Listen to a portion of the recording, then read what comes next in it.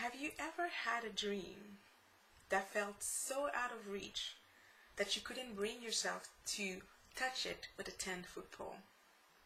Did you then store it on the top shelf of your someday I will closet? Ask yourself why. Could it be because you're afraid to fail at it? Good evening, fellow Walk It Off members and guests. Tonight, my goal is to inspire you to reach for those dreams and get them off the shelf.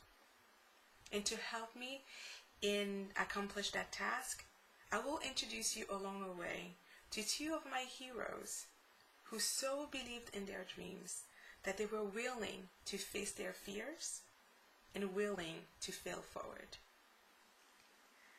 I was once asked to give a talk at the City University of New York to a group of small business owners and entrepreneurs.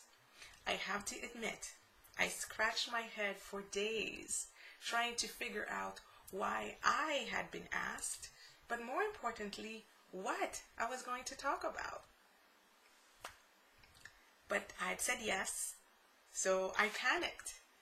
But mercifully, lightning struck, and I decided that the topic of my first ever speaking engagement would be a 4-letter word that my audience and I, regardless of our age difference, our background, or religion, were bound to have in common. And that word is fear. People are always surprised to find out that I am a big Arnold Schwarzenegger fan. Despite his personal antics and his politics, what I find most fascinating about the Governator is how big his dreams are and how hard he's willing to work to see them come to pass. Now, what do fear, the Terminator, and I have in common, you may ask? Well, in 2009, Arnold made a now famous commencement address at the University of Southern California. That speech summarized his philosophy on life and really resonated with me. Because like him, I'm an immigrant, and I imagine that in both our lives, we faced a lot of very similar fears. Arnold's childhood was fairly ordinary. He didn't grow up poor or abused. He had, in all respect, a pretty comfortable life in his own country. So did I. But Arnold's dreams would help him reach for higher goals. And his dreams would take him out of Thal, Austria, population 2100, and propel him onto the world stage. His story gave me the confidence that, like him, I could overcome the challenges of learning a second language, that I could defy the odds of being a small town girl in a big city, and more importantly, break through stereotypes. Now, the question that we must answer after we've named our fear is very important. Am I willing to fail? And there's nobody better to help us answer that question than Henry Marsh. In 1984, Henry was an Olympic athlete at the peak of his career. He was like the Michael Phelps of his day, and his chosen sport was the steeplechase, which is a 2-mile obstacle race. He was poised to dominate the Olympics and bring home the gold that year. And then the unthinkable happened. He got sick. He contracted a virus that left him bedridden just days before the race. Sick as a dog, he managed to hold on the lead for 7 laps. But on the last round, he began to lose ground. And he missed the bronze medal by 0.19 seconds. 0.19. Talk about heartbreaking. When everything was said and done, Henry saw what many have called his greatest disappointment as a private and personal victory.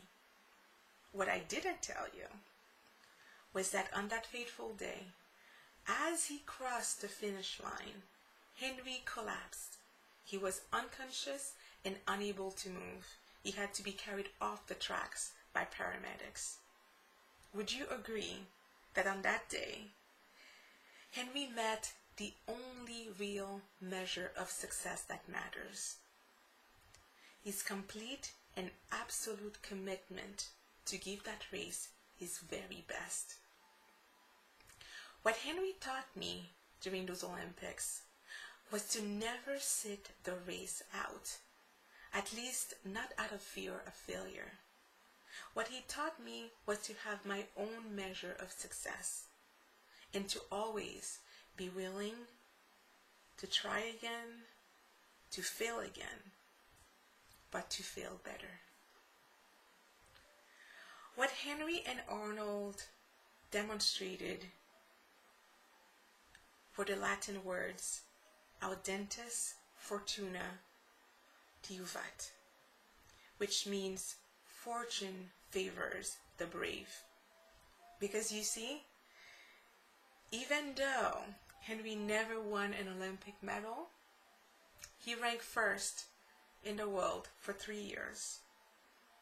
And then for 12 consecutive years, he top ranked worldwide.